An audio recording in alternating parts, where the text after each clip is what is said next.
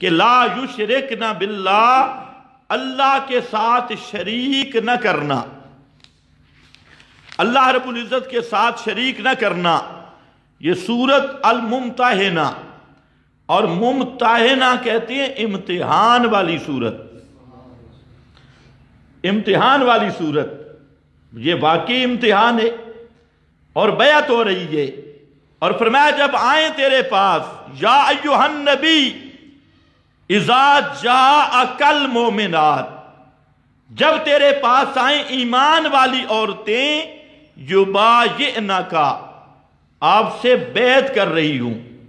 اور وہ بیعت کیسے کرنی ہے؟ یبایعنک علی اللہ یشرکن باللہ شیئا، اس شرط پر، اس چیز پر کہ اللہ کے ساتھ کسی چیز کو بھی شریک نہیں ٹھہرائیں گی۔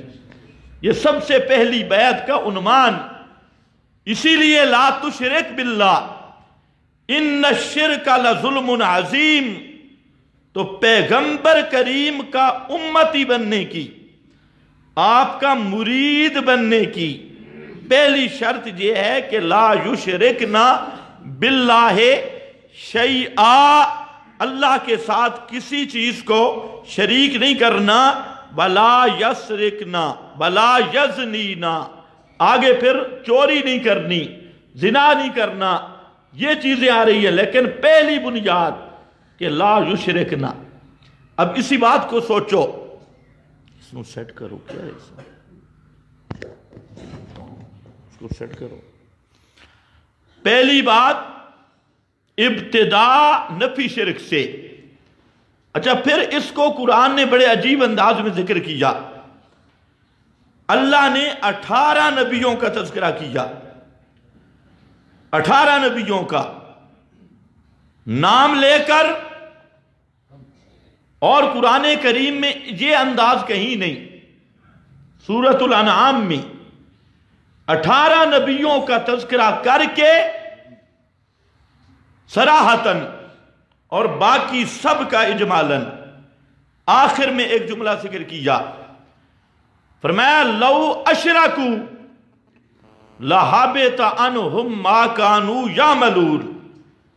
اگر یہ میرے شان والے پیغمبر، معصوم پیغمبر، جن سے شرک ممکن ہی نہیں، پیغمبر سے گناہ بھی ممکن نہیں، پیغمبر نبوت سے پہلے بھی معصوم، نبوت کے بعد بھی معصوم، اتنی شان اور عظمت والے پیغمبر، فرمایا اگر یہ بھی شرک کر بیٹھتے، لو اشرکو، ان سے بھی اگر شرک ہو جاتا، ہو نہیں سکتا، بالفرض ہو جاتا، لحبط عنہم ما کانوا یعملون، ان کے بھی سارے عمل برباد ہو جاتے، کوئی عمل ان کے بھی کام نہ آتا۔ یہ اللہ نے ہمیں سنایا ہے، ہمیں بتایا کہ شرک والا جرم وہ ہے کہ شرک اگر رائی کے دانے کے برابر بھی آ گیا تو تیرے میرے عملوں کی کیا حیثیت ہے؟ نبیوں کے اعمال، مقبول اعمال، اگر امتی کروڑوں سال تک عبادت کرے، پیغمبر کے سجدے کی ایک تسبیح کا مقابلہ نہیں کر سکتا، اس کی شان اور مقام ہے۔ لیکن اللہ نے اپنے شان والے نبیوں کو ذکر کر کے فرمایا لو اشرکوا لحبط عنہم ما کانوا یعملون، اگر یہ بھی شرک کر بیٹھتے، ان کے بھی سارے عمل برباد ہو جاتے۔ پھر اللہ رب العزت نے سمجھانے کے لیے امام الانبیاء کا الگ تذکرہ کیا، وہاں تو سب نبیوں کا ہے، امام الانبیاء جن کا مقام سب سے اعلیٰ، شان سب سے بالا، پوری کائنات سے افضل، اللہ کی پوری مخلوقات میں سب سے بڑی عزت والی شخصیت، سب سے بڑے مقام اور مرتبے والی ہستی، وہ ہے جناب محمد الرسول اللہ صلی اللہ علیہ وسلم۔ آپ اللہ رب العزت نے اپنے محبوب کا تذکرہ کیا اور فرمایا میرا پیغمبر لَإِنْ أَشْرَكْتَ लइन अशरकता, हो नहीं सकता, लेकिन बिलफर्ज शिरक इतनी बड़ी लानत है, शिरक इतना मेरी नाराजगी का सबब है, शिरक इतना बड़ा जुल्म है। लइन अशरकता, मेरे महबूब अगर तुझसे भी बिलफर्ज शिरक सादिर हो जाता या शिरक हो जाए, ला यहबतन्न अमलुक, तेरे अमल भी सारे बर्बाद करके रख दूंगा। अब जरा सोचो ये कुरान क्यों क्या कह रहा है। कहीं सब मासूम नबियों का तज़किरा, जिनको मुस्तफ़ैन कहा, जिनको अल अखयार कहा, जिनको मुस्तफ़ा कहा, जिनको मुजतबा कहा, जिनको मासूम कहा, और कहीं इमाम कायनात जिनको रहमतुल लिल आलमीन कहा, कहीं खातमुन नबीजीन कहा, कहीं कुल या अय्युहन्नास इन्नी रसूलुल्लाह इलैकुम जमीया, रसूल कायनात कहा, कहीं इमामुल अंबिया का मकाम दिया, कहीं असा अन यब असा का रब्बो का मकाम महमूदा का मकाम दिया, कहीं शफात कुबरा का मकाम दिया। ये सारे मकामात देने के बावजूद ये जुमले क्यों कहे कि मेरे पैगंबर अगर आपसे भी शिरक हो गया तो आपके भी सारे अमल बर्बाद कर दूंगा। पहले नबियों से भी शिरक होता, उनके भी अमल बर्बाद कर देता। तो अब इसी बात को जरा सोचो, ये मुझे और आपको समझा जाए कि हम जब देखते हैं ना बड़ी पगड़ी, मोटा पेट, वसीउल बतन बुजुर्ग, उसको हाथ में तस्बीह और कोले मोटे, तो हम कहते हैं सुबहान अल्लाह। ये जो बुजुर्ग कर रहा है ना, बुजुर्ग, ये तो गलत हो ही नहीं सकता, ये तो ऐसी पहुंची हुई सरकार है। अल्लाह ने फरमाया ख्याल करना, तुम तो मसनूई बुजुर्गों के कायल हो। तुम्हें मैं सच्चे बुजुर्गों की बात बता रहा हूं जो मेरे नबी हैं, वो सच्चे बुजुर्ग हैं जो मेरे अंबिया हैं, मासूम हैं। इसलिए खबरदार, किसी मुल्ला का रोब तुम्हें ना रोके, किसी पीर का तकद्दुस तुम्हें ना रोके, किसी बड़े छोटे की तमीज तुम्हें ना रोके। अगर शिरक आ जाए तो नबी से हो तो अल्लाह माफ नहीं करता। ये मौलवी और पीर किस खेत की मूली है कि ये करें शिरक और कहलवाएं अबनाउल्लाह, करें ताबीजों के अड्डे बना के बैठे और लोगों को कहें कि मेरा ताबीज लो, बेटा होगा, फला होगा, मेरे हाथ में तासीर है, मेरे ताबीज में तासीर है। ऐसे फिरौनियत के दावे करें और आना रब्बुकुमुल आला के ऐसे फिरौन बने और अपने ताबीजों की मुश्किल कुशाई कोई कब्र पे बैठ के कहे बाबे की मन्नत मानो, काम हो जाएगा। और कोई बकरा, कोई छतरा, कोई नजर, कोई नियाज, कोई गैरुल्लाह की पुकार, कभी हजरत अली की पुकार, कभी पीर की पुकार, कभी इमाम कायनात की पुकार, और ये कहना कि ये बुजुर्ग आदमी है, इसका चेहरा बड़ा नूरानी है, इसकी शक्ल बड़ी जुल्मानी है, इसका वजूद बड़ा जुल्मानी है। अल्लाह ने फरमाया कि याद रख लो, शख्सियात से मुतासर ना होना शिरक वो जुल्म है। अल्लाह ने अपने नबियों को कहकर हमारी इस्लाह की है, इसलिए कोई माफी नहीं। इन्न शिरका लजुल्मुन अजीमुन, ये सबसे बड़ा जुल्म है, इससे ऊपर कोई जुल्म नहीं। इसकी मिसालें मैं दे चुका हूं गुज़श्ता बयान में। तो इसलिए इस्लाह यहां से होती है। और जिस तरह याद रखो, अल्लाह की सिफत मखलूक में मानना शिरक है। मसलन सब कुछ जानना ये किसकी शान है? हर एक के हालात को जानना ये किसकी शान है? अब ये सिफत किसी पीर फकीर में मानेगा, किसी नबी वली में मानेगा, यही मुशरिक है। शिरक के सींग नहीं होते।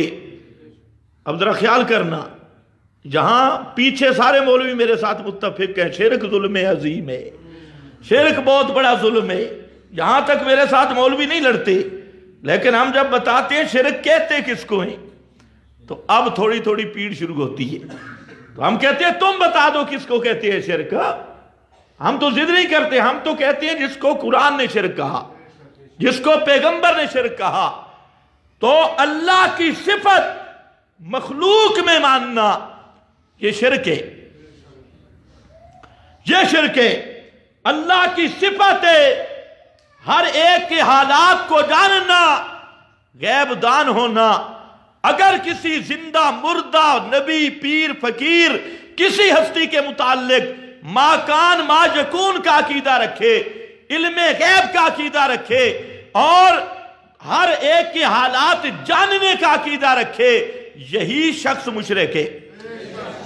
اسی طرح شرک نام ہے اللہ والے کم کسی مخلوق میں ماننا، کام جو کام اللہ کے فعل میں کسی کو شریک کرنا، بغیر اسباب کے حاجتیں پوری کرنا، یہ اللہ کا فعل ہے، یہ اللہ کا کام ہے، یہ کسی مخلوق کا کام نہیں۔ بغیر اسباب کے حاجت روائی مشکل کشائی کرنا، نصرت کرنا، یہ اللہ کا کام ہے۔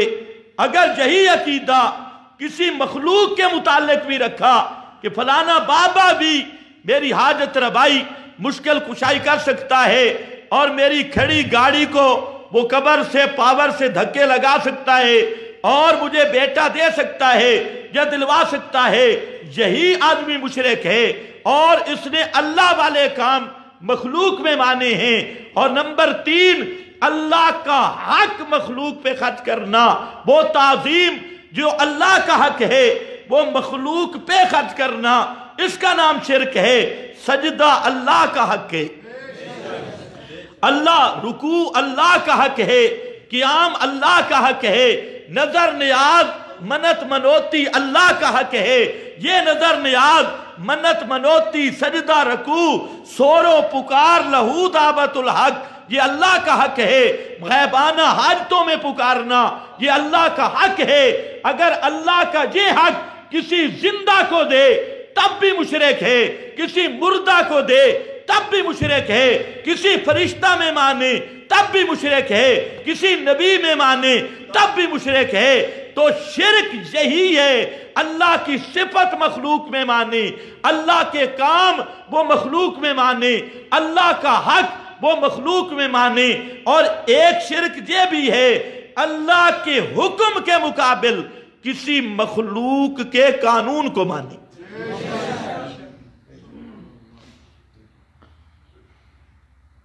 اچھا، قرآن میں سورۃ الانعام ہے، وہاں اللہ نے اس کو ذکر کیا ہے۔ مسئلہ اتنا بنا مشرکین کے ساتھ، انہوں نے کہا کہ جو بغیر ذبح کے مر جائے یہ حلال ہے، وہ اس کو کہتے اللہ کی ماری ہے، اللہ کی ماری ہے، یہ حلال ہے۔ اور وہ کہتے ہیں بھئی جو اللہ کی ماری ہے تم کہتے ہو حرام ہے، اور جس کو خود ذبح کرتے ہو تم کہتے ہو حلال ہے۔ یہ عجیب بات ہے۔ معلوم ہوتا ہے مشرک ہمیشہ عقلی ڈھکوس نہیں لگاتا رہا ہے، دلیل جب برہان سے خالی رہا۔ اب عقلی ڈھکوسلا دیکھو، جیسے آج بھی تو عقلی ڈھکوسلا ہی ہے۔ چھت پہ چڑھنا ہو تو سیڑھی کی ضرورت پڑتی ہے، یہ ڈھکوسلا ہے۔ اچھا، پھر اس ڈھکوسلے میں دیکھو، ڈھکوسلے میں بھی پھنسا ہے۔ چھت پہ چڑھنا ہو سیڑھی کی ضرورت ہے، میں نے کہا بالکل ہے، لیکن کھجور جو حلوہ چھت پر رہے اور ایک آدمی سیڑھی کے سامنے کھڑا ہوتا اور کہتا ہے اے سیڑھی تو مجھے حلوہ دے یا دلوا، ہے پاگل کے نہیں؟ تم نہیں سمجھے؟ حلوہ چھت پہ اور یہ پکار رہا ہے سیڑھی کو اور کہتا ہے اے سیڑھی مہربانی کر، تو حلوہ اٹھا دے یا دے دے۔ اب سیڑھی سے دے سکتی ہے؟ سیڑھی اس کی سن سکتی ہے؟ اب اس کو پوچھ بھئی ڈھکوسلا بھی تو کوئی عقل سے مارنا۔ مشرک عقل بھی نہیں ہوتا، مشرک ہوتا ہے لم یبج، اسے کوئی پتہ نہیں ہوتا۔ یہ گیا قبر پر کہتا ہے یہ قبر سیڑھی ہے، بابا تو بن گیا سیڑھی، اب اللہ کو بنایا چھت، معاذ اللہ، چھت لنٹر اللہ کو بنایا اور بابے کو بنایا سیڑھی۔ اب اس نے مانگنا شروع کیا سیڑھی سے، اے بابا میری تیرے اگے، اے سیڑھی میری تیرے اگے تے تیری چھت دگی، اور کچھ حیا بھی ہو۔ یعنی شیطان بھی کیسا مسخرہ ہے، اس نے پورا مذاق بنایا ہے۔ سیڑھی دے اتے چڑھا کھڑے اور بابے دے اتے چڑھ کے تے اتے مہندہ پیا، بے ادب ہمیں کہتا ہے۔ اور جب تک اولیاء اللہ کو لتاڑے نہیں یہ عاشق نہیں بنتا، ان کو تو جوتوں سمیت لتاڑ رہا ہے، یہ ادب والا ہے۔ ہم کہتے ہیں وہ سیڑھیاں نہیں، چھت سیڑھی کے درمیان، تیرے درمیان چھت کے درمیان فاصلہ تھا، اور وہ فاصلہ طے کرنے کے لیے سیڑھی لگائی گئی۔ لیکن جہاں تو نے مثالیں دی وہ ذات ہے نحن اقرب الیہ من حبل الورید، وہ شارک سے بھی زیادہ قریب۔ اب ادھر کوئی سیڑھی لگتی ہے تو بتا، تو مشرک ہمیشہ الٹے ڈھکوسلے لگائے گا۔ قتل چونکہ جسم ہوتے ہیں نا تو زندہ بھی جسم، یہ بھی اسی جنس کا مشرک ہے، من جنس المشرکین۔ قتل جسم تے زندہ بھی جسم۔ اس کو یہ نہیں پتا کہ قتل کہتے کس کو ہے، روح جسم کے اندر رہ جائے تو اسے قتل کہتی ہے؟ وہ شہید ہے صحیح؟ شہید بنتا کب ہے؟ جب مرے یا مرنے سے پہلے؟ روح نکلے گی تو شہید ہوگا، جو ابھی تک روح نہیں نکلی تب بھی شہید ہے، اور روح نہیں نکلی غازی ہے، روح نکل گئی شہید ہے۔ اور یہ بے ایمان خود شہادت کا منکر ہے، کہتا ہے کہ شہادت ہی کوئی نہیں، شہادت بنتی تائیں۔ شہید کا معنی یہ ہے کہ لِأَنَّا، شہید کی وجہ تسمیہ سب اکابر نے لکھی، لِأَنَّا رُوحَهُ شاہدت فی الجنہ، شہید کو شہید کہتے اس لیے ہیں، شاہدت، روح مرنے کے بعد جنت میں حاضر ہو جاتی ہے اور جنت میں پہنچ جاتی ہے، اس لیے شہید کو شہید کہتے ہیں۔ اور یہ کہتے ہیں روح نکلتی کوئی نہیں ہے، مرتے ہی کوئی نہیں ہے۔ تو مقتول، قتل، القاتل، قاتل کس چیز کا نام ہے؟ قاتل نام ہے زوال الروح عن الجسد، اس جسم سے روح کا زائل ہونا۔ 35 سے زیادہ لغت کی کتابوں میں یہی معنی لکھا ہے کہ زائل ہونا روح کا جسم سے، کل موت، انفکاک اور جدائی ہے، یہ معنی ہے۔ مضروب جسم ہے، ضرب اور مار جسم پہ پڑتی ہے، مقتوع جسم ہوتا ہے، ٹکڑے ٹکڑے جسم ہوتا ہے۔ لیکن شہید کہتی ہیں جب روح جسم سے جدا ہو جائے اور یہ جسم کا پنجرہ چھوڑ کے جنت میں چلی جائے، اس کا نام شہادت ہے اور اس آدمی کا نام شہید ہے۔ تو خود شہادت کا منکر ہے اور کہتے ہیں جی حیات کے منکر ہے، انہوں نے کہا تو شہادت کا منکر ہے۔ تو ہمیشہ مشرک کی عقلی ڈھکوسلے ہوتی۔ ایک کتاب نکلی ہے خوشبو والا عقیدہ لاہور سے، اس میں اس نے ایک بہت بڑا شٹل چھوڑا اور ہوتے یہ 200 مولوی تصدیق کر رہا ہے اس کی۔ ایک بھیڑ کنویں میں گرے تو ساری پیچھے گرتی ہے، ساری گئی۔ اس نے کہا کہ ایک لفظ ہوتا ہے خرہ، خرہ، ایک ہوتا ہے ساکاتا۔ خرہ کا معنی ہوتا ہے زندہ وجود گرے تو خرہ ہے، اندر روح موجود ہو وہ گرے تو خرہ ہے، اور میت مردہ گرے تو ساکاتا ہے۔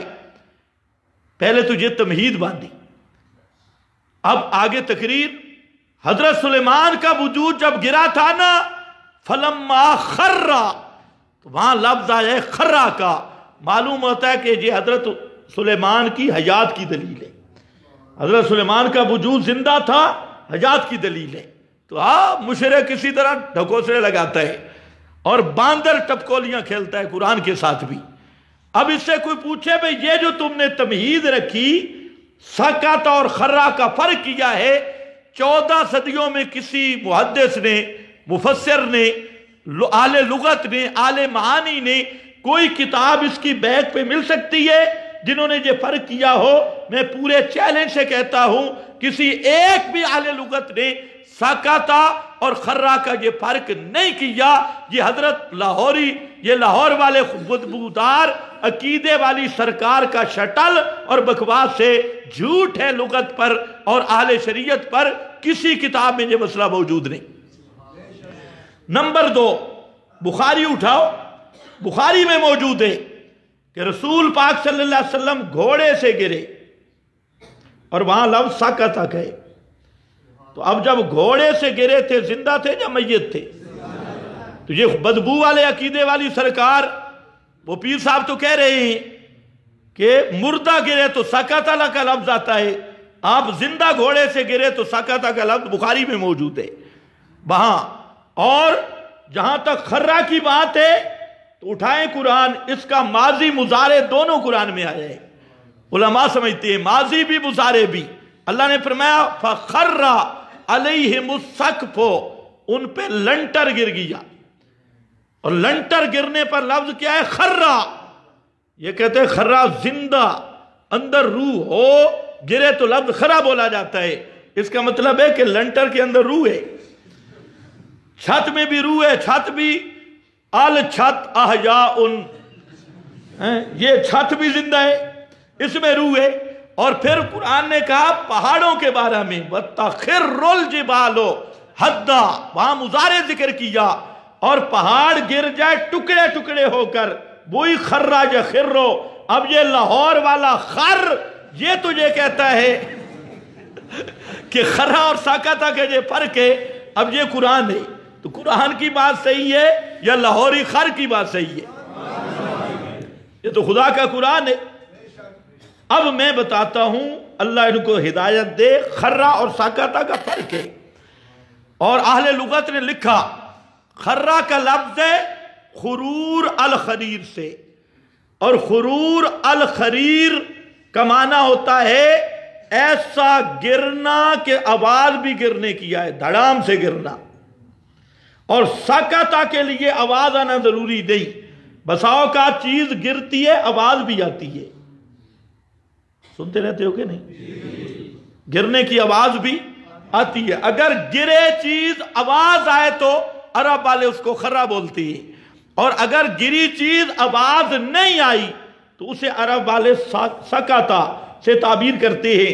ساکتا کا لفظ عام بھی استعمال کرتے ہیں، آواز آئے یا نہ آئے، اور خرہ کا لفظ وہاں استعمال کرتے ہیں جہاں آواز گرنے کے ساتھ آئے۔ تو اللہ نے حضرت سلیمان کا واقعہ بیان کر کے بتایا ما دلہم علی موتہی، لفظ قرآن میں کیا ہے؟ موتی یا حیاتی؟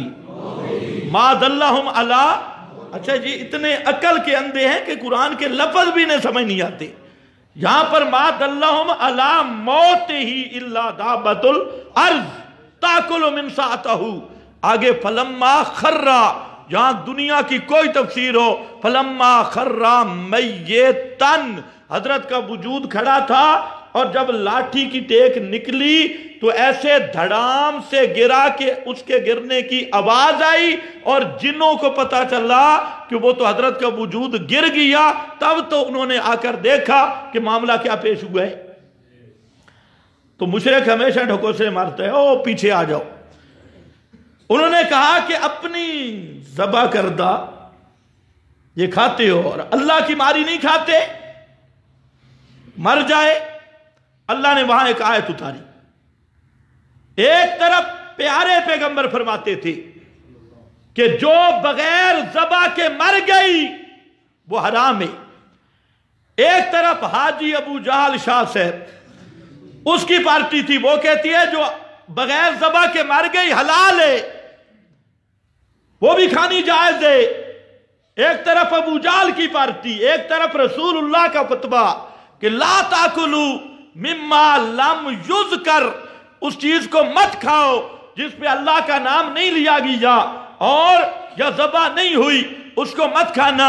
اب یہ جھگڑا تھا، اللہ نے فرمایا ان اطعتموہم انکم لمشرکون، ان اطعتموہم، اس قانون الہی کے مقابل اگر مکہ والوں کا قانون مانا، اس قانون کے مد مقابل کوئی دوسرا قانون مانا تو تم پکے مشرک بن جاؤ گے۔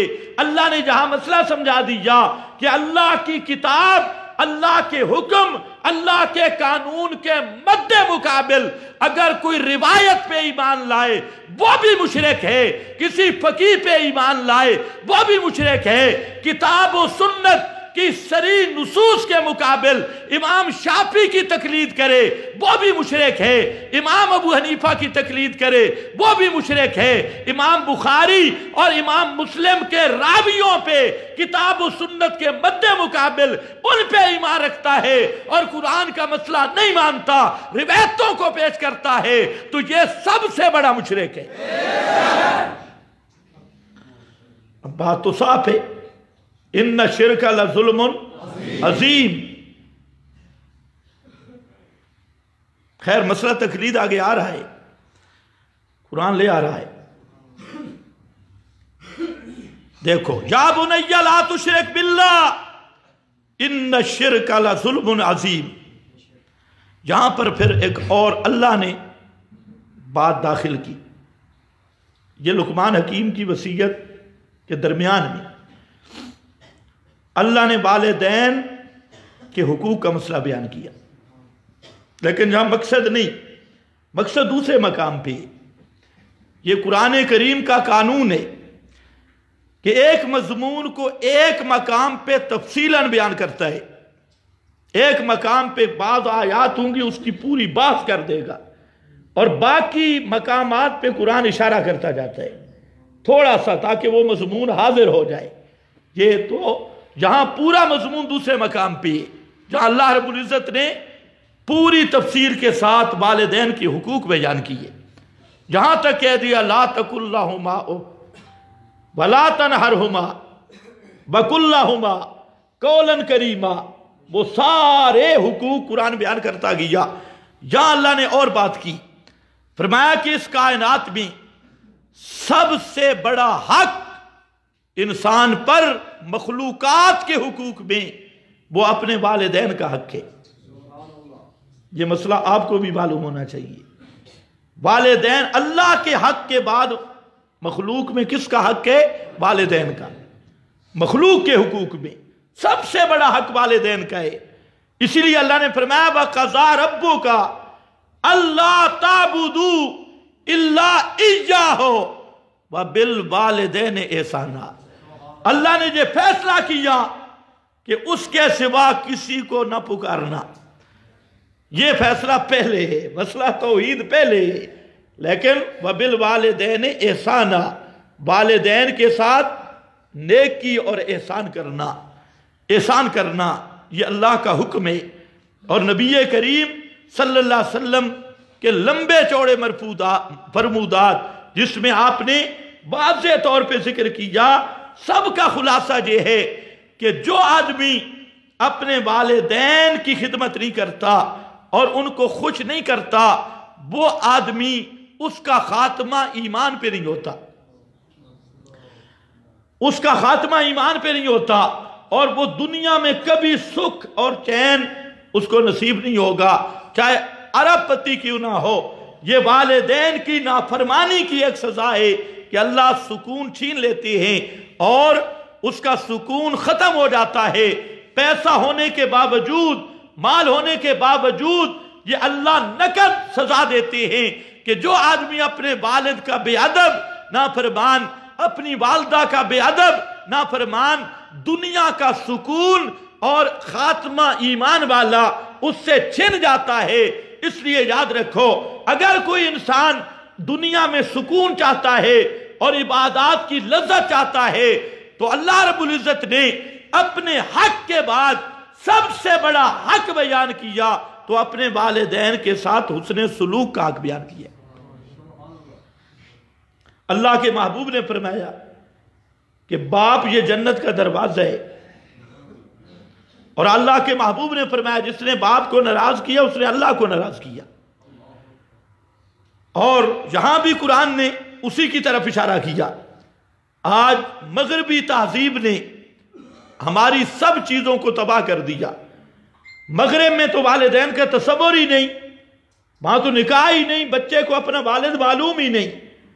انہوں نے تو اولڈ روم اور بڑے بڑے چیزیں بنائی ہیں. آدمی بوڑھا ہوتا ہے 60-70 سال کا، اس کو وہ بوڑھوں والے باڑے میں داخل کر دیتی اور وہ اس کو حکومت خدمت کرتی ہے. لیکن یہ اسلامی تصور نہیں.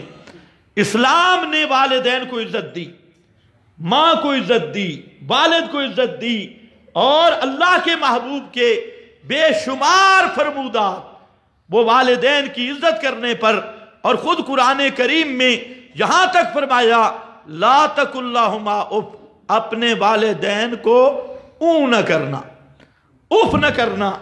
لا تنہرہما، ان کو جھڑک نہ دینا، ان کے ساتھ سختی نہ کرنا.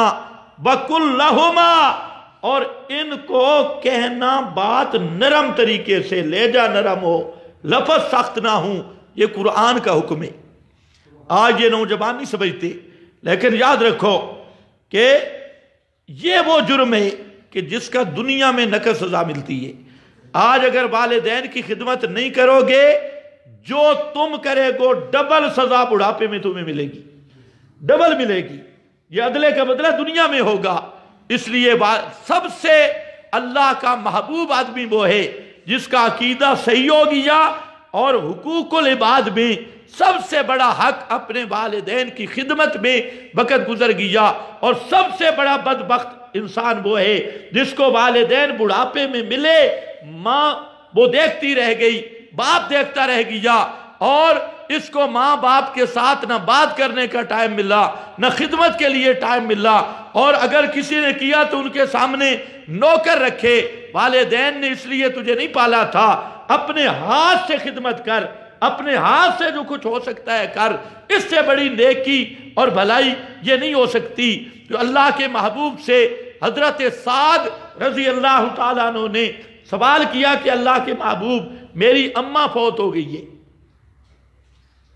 صحابہ کی ایک تربیت تھی، ان کو پتا تھا ماں کا حق کیا ہے. حضرت ابو ہریرہ کا واقعہ نہیں سنا؟ روزانہ مار پڑتی تھی. حضرت ابو ہریرہ جب مسلمان ہوئے روزانہ مار پڑتی. ماں بڑی سخت تھی اور تھی بھی کٹر مشرکہ، پکی مشرکہ، بڑا مارتی تھی حضرت ابو ہریرہ کو. تو لیکن حضرت ابو ہریرہ مسئلے پہ پکے، خدمت پہ بھی پکے، خدمت بھی کرتے تھے، دعوت بھی دیتے تھے. حضرت سعد آئے. اب ذرا صحابہ کا ذہن بھی ہے، ذہن بھی پڑھو. ہم کیا سوال کرتے ہیں؟ صحابہ کو فکر آخرت کی تھی. جتنا ہم دنیا میں پڑھے ہیں وہ آخرت کے بارے میں سوچتے تھے کہ ہماری آخرت میں کیا بنے گا. حالانکہ یہ وہ لوگ ہیں جن کی جنت کی ٹکٹیں اللہ نے قرآن میں ذکر کی ہے. بخشے بخشائے. حضرت فاروق اعظم جیسا آدمی جب موت قریب آئی، زخمی حالت میں چارپائی پہ تھے، تو بار بار کہتے تھے ہلاکا ابن الخطاب لولا رحم اللہ، اگر اللہ نے رحمت نہ کی تو ابن خطاب کا حال کوئی نہیں ہے. یعنی اللہ کا ڈر اتنا غالب تھا. حالانکہ فاروق اعظم وہ ہے جس کو اللہ کے رسول نے سامنے کھڑے ہو کے فرمایا عمر فی الجنہ، عمر جنتی ہے. تو ان لوگوں کا ذہن یہ تھا، ان کے سامنے آخرت تھی، ہمارے سامنے دنیا ہے. دنیا کا 5 روپے کا نقصان ہو جائے ہم بے چین ہو جاتی ہیں. آخرت کا جتنا نقصان ہو جائے ہمیں کوئی پرواہ نہیں ہوتی. نماز نہ پڑھے کوئی پرواہ نہیں، اور جھوٹ بولے، فراڈ کرے، جو بھی کرے ہمیں کوئی پرواہ نہیں. لیکن دنیا کے بارے میں 1 روپے کی ہمیں پرواہ ہے. علماء نے لکھا ہے تعزیت کے مسئلہ میں کہ تعزیت کس کی جاتی ہے، تو فرماتے ہیں تعزیت مصاب کی ہوتی ہے. اگر کسی آدمی سے 1 نماز رہ جاتی تو ہمارے سلف صالحین اس کو باقاعدہ تعزیت کرنے جاتے. ہم نے کبھی یہ تعزیت کی؟ ہمیں وہ حکے والی تعزیت آتی ہے، یا وہ بدی تعزیت، آؤ جی دعا کرو. دعا پتہ ہی کوئی نہیں تعزیت کہتے کس کو ہے. لگے ہوئے ہیں کوئی ادھر ہاتھ اٹھا کے کوئی ادھر ہاتھ اٹھا کے. یہ پیغمبر کا طریقہ نہیں ہے. تو خیر ہماری پوری تاند نہیں تانی ادھر گئی ہے، ساری رسوم و بدعات. تو بہرحال جن کو اللہ نے سمجھ دی، ان مسائل کو سنا کرو عمل کرنے کے جذبے سے، تاکہ میں بیان کرتا ہوں کہ اللہ مجھے بھی عمل کی توفیق دے دے. آپ اس جذبے سے سنیں، اللہ عمل کی توفیق دے دے. اگر اس کے 100ویں حصے پر بھی جتنا ہم سنتے ہیں اگر عمل پر اپنے آپ کو لگا دیں تو یہ ہماری نجات ہے، ہماری کامیابی ہے۔ تو حضرت سعد نے پوچھا میری اماں فوت ہو گئی، اب میں کیا کروں؟ آج کل تو فوت ہو تو ختم پڑھا دیتی ہیں، حافظ بلاؤ بھائی اماں بخشی گئی، حافظ صاحب ہی چاولوں کے لیے بیٹھا ہے، موٹی موٹی بوٹیوں کے لیے، اس طرح اماں نہیں بخشی دی۔ آؤ میں سناتا ہوں، حضرت سعد پیغمبر کریم سے پوچھتی کہ اللہ کے محبوب میں کیا کر سکتا ہوں؟ آپ نے یہ نہیں فرمایا کہ چاند آدمی بیٹھ کے ختم پڑھو یا جمعرات 40واں کل پڑھا دے۔ آج کل تو یہی رسمیں ہیں نا، کل 40واں جمعراتیں اور تیجے، آج کل اکیہ بھی آ گئی ہے، اکیہ، اور 40 دن تک امام مسجد کو روٹی دے گا تاکہ ادھر روٹی جاتی رہے گی، وہ روٹی آڑ بن جائے گی منکر نکیر کے گرزوں سے، جتنے تک امام روٹی نہ کھائے وہ نہیں بچ سکتا۔ آج تو یہ تصور ہے، لیکن صحابی نے مسئلہ پوچھا تم بھی سمجھو، پیغمبر کریم سے پوچھا تو آپ نے فرمایا ہاں کر سکتا ہے تو، ایک تو یہ کر کنواں کھدوا، اس وقت ضرورت تھی کنویں کی ضرورت تھی، اور نیت کر کے اس کا ثواب میری اماں کو ملے۔ حضرت سعد نے کنواں کھدوایا، پانی مدینے میں عام ہوا، آج تک بیر ام سعد مشہور ہے مدینہ میں، آج تک موجود ہے۔ تو یہ یعنی مقصد تھا صدقہ جاریہ کر، صدقہ جاریہ۔ آپ کا بھی کوئی پروگرام ہے؟ شیطان بڑا بے ایمان ہے، مواحد کے جیب سے پیسے نکل جائیں اللہ کے لیے، توبہ توبہ توبہ، ہر حرام کاری پہ استعمال کرائے گا، رسموں پہ، بدعتوں پہ، ہر چیز پہ کرائے گا، لیکن خدا کے دین کے لیے نکل جائیں سوال نہیں پیدا ہوتا۔ 5 روپے بھی جب نکلتے ہیں تو یہ سمجھتے ہیں بھئی او ہو۔ اور یہ آپ کو بتا دوں، اس مرکز میں اللہ کے فضل سے ایک بہانہ پہلے ہوتا تھا کہ جی مولوی خود کھا جاتی ہے، تو اللہ کے فضل سے آپ کے مولوی کے پاس ایک ٹیڈی کا اختیار بھی نہیں، کھانا تو دور کی بات ہے نا، ایک پیسے کا اختیار بھی نہیں۔ یہ مولوی 1 روپے کا حساب دیتا ہے، لیکن آپ کا کیا خیال ہے، مرکز ہونا چاہیے یا ختم ہونا چاہیے؟ سوچ لو۔ پھر آپ سے جو گزارش ہے کہ ہمارے بھائی ابراہیم بھائی یا یہ جو کام کرتے ہیں آپ ان کا تعاون کریں، تعاون کریں گے تو یہ آبادیاں ہوں گی۔ ہم یہ چاہتے ہیں کہ مولوی بھی پڑھائیں، جہاں کوئی مولوی بھی انسان کا بچہ جہاں سے نکلے جو جا کے مسئلہ بیان کرے۔ تو اس لیے کیا خیال ہے آپ کا؟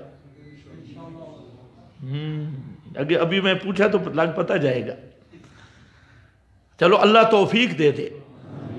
بھائی ہمارے بڑے مخلص ساتھی ہیں، بہت اچھا کام کیا ہمارے ملک کامران صاحب نے، ملک احسان صاحب، یہ حاجی ابراہیم شیربانی صاحب ہیں، اس طرح کے حضرات، شاہ صاحب حضرات ہیں، اللہ ان کو توفیق دی، سید انور شاہ صاحب ہیں، اسی طرح دوسرے حضرات ہیں۔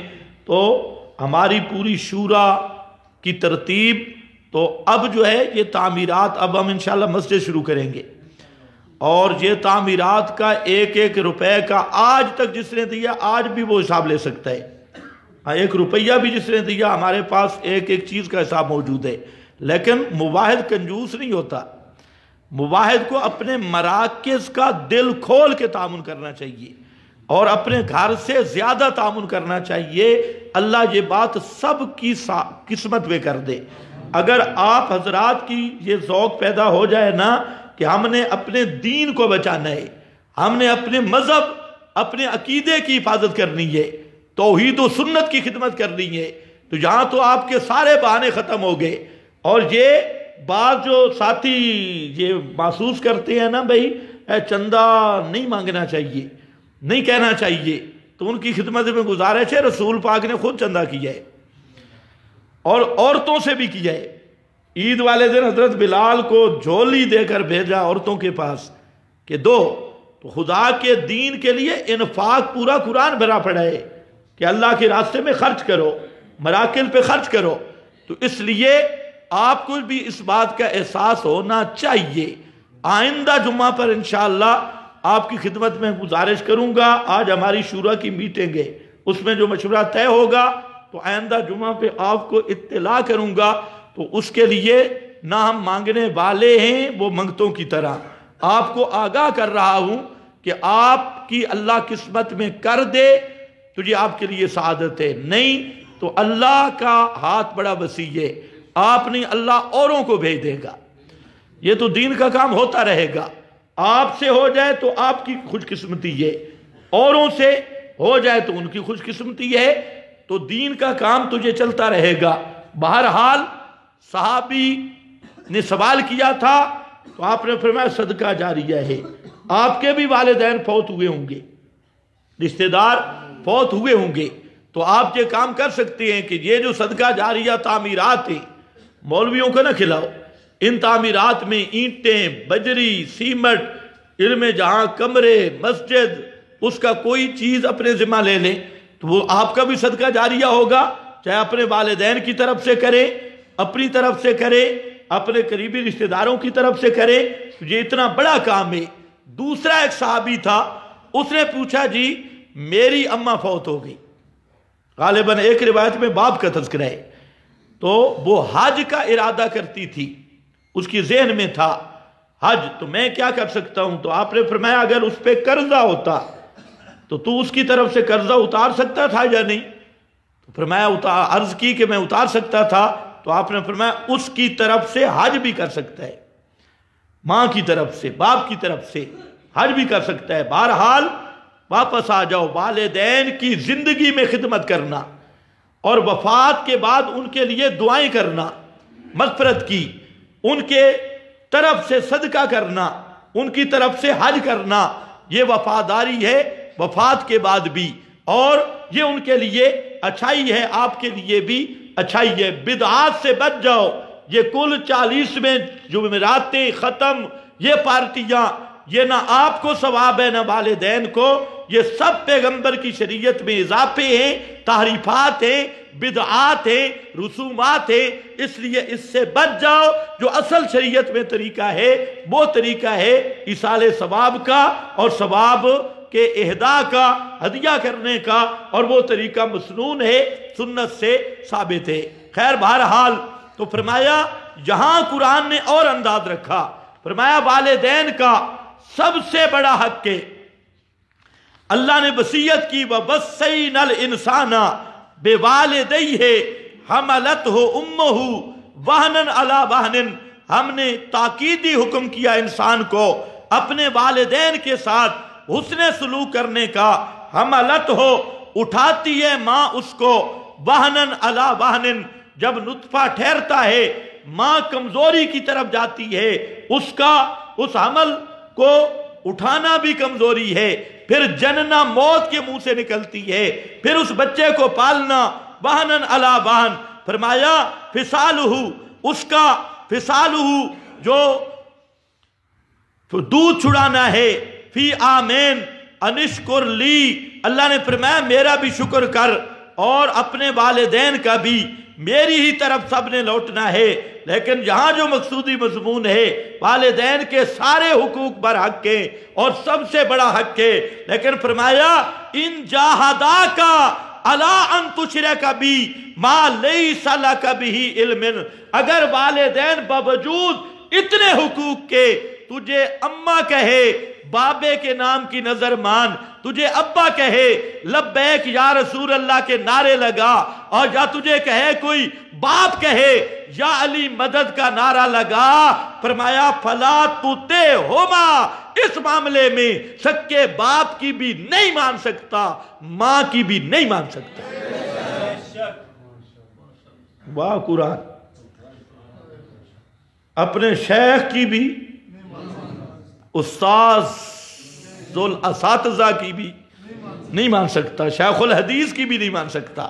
فلا تطعہما, جہاں میری عزت کا مسئلہ آ جائے, اور والدین کہے کہ شرک کر, والدہ کہے میں ساری زندگی ناراض رہوں گی, اس کو کہو اماں جی ساری زندگی اللہ کرے تو راضی ہو جائے, ہم تو دعا کریں گے تجھے ایمان نصیب ہو جائے، یہ دعوت بھی دیتا رہے لیکن ماں کی بات نہیں ماننا۔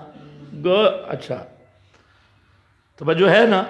یہاں پر دو قسم کے لوگ ہیں، ایک تو وہ ہیں جو شرک کرتے ہیں، کہتے ہیں اماں ناراض ہو جائے گی، ابا ناراض ہو جائے گا، استاد جی ناراض ہوں گے، شیخ صاحب ناراض ہوں گے۔ یہ شیوخ پرستی بھی ایک مستقل مرض ہے، اور فلانا ناراض ہوگا، فلانا ناراض ہوگا۔ ایک تو وہ پارٹی ہے، اور ایک وہ پارٹی ہے جو والدین کو جب مسئلہ سمجھاتے ہیں تو اخلاقی اقدار کے خلاف کرتی ہے۔ والدین کو مسئلہ سمجھاؤ اچھے انداز میں، ان کے ابوت کے حق کو مد نظر رکھ کے۔ جب والدین سے مقابلہ بناؤ گے تو وہ مسئلہ نہیں سمجھ سکیں گے، اور والدین کے ساتھ سب سے بھلائی یہ ہے کہ انہیں دعوت دو، اچھے انداز میں دعوت دو۔ براہ راست اگر تمہاری دعوت پہ انہیں غصہ آتا ہے، انہیں آج کل تو آسان ہے، بہانے سے انہیں تقریر لگا کے دو، وہ بیٹھے ہوں خود تقریر سننے لگ جاؤ، وہ بھی متوجہ ہو جائے۔ ان کو آیات پہ نمبر لکھ کے دے دو کہ ابا جی یہ قرآن پاک سے دیکھو یہ قرآن پاک میں کیا ہے، اور اس کو کہہ دے ابا جی اپنے مرضی کا ترجمہ دیکھ جو تجھے پسند ہے، اس کو آیات قرآن پاک کی طرف اور اچھی دعوت دو، اور اس جذبے کے ساتھ کہ میرا ابا جہنم سے بچ جائے، ماں جہنم سے بچ جائے۔ جب دعوت میں ذاتی غصہ شامل ہو جاتا ہے تو وہ دعوت نہیں رہتی۔ دعوت غصے کا مقام نہیں۔ ہاں کہیں کوئی مولوی ہو الا الذین ظلموا، اللہ نے فرمایا ہے کہ جب مولویوں سے بات کرو تو ان کو صحیح رگڑا جب تک ملا کو نہ لگے وہ نہیں مانتا، تو مولوی کو رگڑا لگانے کی اجازت ہے، لیکن عوام الناس کو دعوت دو اچھے اخلاق سے، پیار محبت سے، اور میدان دعوت میں اگر تجھے کوئی گالی نکالے، گالی کا جواب گالی سے نہیں دینا، گالی کا جواب دعاؤں سے دینا ہے۔ کوئی تجھے مارے ہاتھ نہیں اٹھانا، اگر یہ کام کر سکتا ہے تو پھر داعی اللہ ہے، یہ اللہ کی طرف دعوت ہے۔ اور اگر تجھے کوئی کہے چھوڑو مولوی تو 10 گالیاں نکالے، پھر یہ داعی اللہ نہیں ہے، تو اپنے نفس پرستی کی خواہش میں مبتلا ہے اور اپنے نفس کی تسکین کے لیے لڑ رہا ہے۔ اللہ کے لیے دعوت دینی ہے، لوگوں کو جہنم سے بچانے کے لیے اور جنت کا راہی بنانے کے لیے۔ پھر کڑوی باتوں کو محسوس کر کے تیرا دل غمگین ہو جائے، نہیں، کڑوی باتیں سن توحید کے لیے، گالیاں بھی سن توحید کے لیے، تان بھی برداشت کر توحید کے لیے اور اللہ کی رضا کے لیے، لوگوں کی مار بھی برداشت کر اس مسئلہ توحید کے لیے، تب تجھے بھی دعوت کا ثواب ملے گا۔ لیکن یہ دعوت تھوڑی مشکل تو نہیں ہے۔ ہاں اپنی دعوت، آپ جو لوگ بیٹھے ہیں آپ کے لیے ضروری ہے، ورنہ میں یہ صاف کہہ رہا ہوں قیامت کے دن مجرم ہوں گے۔ اللہ نے آپ کو مسئلے کی سمجھ دی، اس مسئلے کو اچھے انداز میں آگے لے جاؤ، اور اس مسئلے کو دکان پہ دعوت دو، گھر میں دعوت دو، اماں کو دعوت دو، باپ کو دعوت دو، بیوی کو دعوت دو، بیٹے کو دعوت دو۔ یہی قرآن والی دعوت، گھر کا ماحول دعوت والا، اپنے دوستوں کو دعوت دو، بہانے سے دعوت دو۔ حضرت یوسف کے پاس آدمی آگے خواب کی تعبیر پوچھنے، حضرت نے فرمایا ذرا آرام کرو، خواب کی تعبیر بتاؤں گا جب کھانا آئے گا، کھانے کے بعد، اس لیے کھانے تک حضرت نے دیکھا اب پھنس گئے، انہیں کام ہے اب پھنس گئے، تو حضرت نے شروع کیا مسئلہ توحید۔ سورہ یوسف پڑھو، کھل کر ارباب متفرقون خیر ام اللہ، لمبا مسئلہ بیان کیا، پورا مسئلہ بیان کر دیا۔ تو اس لیے ہم بھی یہی کوشش کرتے ہیں کہ آپ کا وقت لیٹ بھی ہو جاتا ہے، تو جو نئے ساتھی آتے ہیں ہم کہتے ہیں آج سن لے، اللہ کرے اس کے ذہن میں بات پڑ جائے۔ تو دعوت کا انداز جو ہے خصوصاً اپنے والدین کے ساتھ، خدا کے لیے سختی نہ کرو، والدین کے ساتھ مقابلہ نہ کرو، والدین کے ساتھ جوابی کارروائی نہ کرو، اچھے انداز میں ان کو مسئلہ سمجھاؤ پیار محبت سے۔ جب دیکھو نہیں مانتے بات بدل دو، بدل دینے کا مطلب موضوع بدل دو، پھر آ کے سمجھاؤ، اور ان کے لیے تنہائی میں رات کو اٹھ کے دعا کرو کہ یا اللہ جس طرح مجھے مسئلے کی سمجھ آ گئی ان کو بھی مسئلہ سمجھا دے، جس طرح تو نے مجھ پہ احسان کیا ہے ان کے لیے۔ کبھی آپ نے دعا کی صرف لڑائیاں کرتی، کئی ساتھی اکثر تو سمجھدار ہے، کئی ساتھی صرف گھر سے لڑا بیڑا باپ نے بات کی آگے سے گالیاں، پر جب دیکھے گا بھئی اس مذہب میں باپ کو بھی گالیاں ہیں وہ تیری دعوت کو مانے گا۔ اس لیے یہ اچھا انداز ہونا چاہیے۔ ایک اب حضرت ابو ہریرہ جو نبی کریم علیہ السلام کے پاس گئے تھے، کیوں گئے تھے؟ یہ کہنے کے لیے گئے کہ اللہ کے محبوب آج مجھے امی نے بڑا مارا ہے، تو آپ دعا کریں کہ اللہ میری ماں کو ایمان نصیب کر دے۔ یہ جملہ ذرا سوچو، بس آخری بات ہے، میری ماں کو ایمان نصیب کر دے۔ اگر ہم اور آپ امی سے مار کھا کے جاتے تو دعا کرواتے، ہم تو لڑنے کی سوچتے۔ آج کا جو ڈالٹے والا ذہن ہے اور حوصلہ ہے، یہ ڈالٹے کی پیداوار، خوراک بھی ایسی اور تہذیب بھی ایسی۔ اس لیے خبردار باپ مارے ماں مارے اس کو سعادت سمجھو۔ حضرت مولانا عبید اللہ صاحب سندھی رحمت اللہ تعالیٰ علیہ یہ ہندو تھے، سکھ تھے، سکھ کا بیٹا تھا، اللہ نے اس کو ایمان کی توفیق دے دی، دارالعلوم دیوبند کا بہت بڑا علامہ بنا۔ مولانا عبید اللہ سندھی جس کو دنیا امام انقلاب سے یاد کرتی ہے، شیخ الہند کے شاگردوں کا یہ بہت بڑا مجاہد شاگرد اور سینئر شاگرد تھا، اور وہ جب بخاری شریف پڑھاتے تو بڑی عمر تھی، بخاری پڑھاتے، اور ان کی ماں وہ سکھ مذہب پہ تھی، اور ماں آتی بیٹے کو مارتی کہ تو مسلمان کیوں بن گیا ہے، اور بوڑھی ماں تھی، وہ جب جوتے لگاتی تو جوتے اس کے ہاتھ سے گرتے، ہاتھ کانپتے، تو حضرت مولانا عبید اللہ سندھی رحمت اللہ علیہ اپنے ہاتھ سے اس کے ہاتھ میں جوتا دیتے اور کہتے امی اور مارو اور مارو۔ پھر ماں کو کندھوں پہ بٹھاتے اور وہاں گھر تک پہنچا کے آتے کہ میری ماں کو تکلیف نہ ہو، اور پھر مسئلہ بیان کرتے۔ اللہ ہمیں بھی یہ کرنے کی توفیق عطا کر دے۔ تو یہ دعا مانگنی چاہیے۔ اس لیے والدین کے ساتھ جتنی حسن سلوک کرو گے اللہ اتنی عزت دے گا، اور والدین کا مقابلہ، اور وہ حدیث کا ٹکڑا بھی ذہن میں رکھ لو، آپ نے فرمایا وہ شخص برباد ہو جائے جس نے والدین کو بڑھاپے کی عمر میں پایا اور اپنی بخشش نہیں کروا سکا۔ تو اس پر آپ نے آمین کہی، جبریل نے یہ دعا کی اور امام الانبیاء نے اس پہ آمین کی۔ تو اللہ نے فرمایا والدین کا بڑا حق ہے، والدین کی بڑی تمہارے ساتھ مشقتیں اور مہربانیاں ہیں، لیکن خبردار جہاں میری توحید کا مسئلہ آ جائے فلا تطعہما، پھر اپنے سکے پیو دی بھی گل نہیں مننی تے ماں دی بھی نہیں مننی۔ توحید والا مسئلہ سب سے مقدم ہے۔ بآخر